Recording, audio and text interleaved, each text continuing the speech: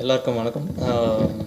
நான் ஆக்சுவலாக இந்த படம் பண்ணுறதுக்கு முன்னாடி நிறைய இண்டிபெண்டன்ட் மியூசிக் அண்ட் ஆல்பம்ஸ் அது மாதிரி தான் பண்ணியிருந்தேன். ஏன்னா சினிமாவுக்கு பண்ணுற அளவுக்கு அந்த நேக் இருக்கா அப்படின்ற ஒரு சின்ன டவுட் தான். பட் பிரசாத் என்னுடைய ஆல்பம்ஸ்லாம் கேட்டுட்டு டெஃபினட்டாக இந்த படத்துக்கு உங்களுடைய சவுண்ட் இருந்தால் நல்லாயிருக்கும் சிவா, ட்ரை பண்ணுறீங்களா அப்படின்னு கேட்டார். ஸோ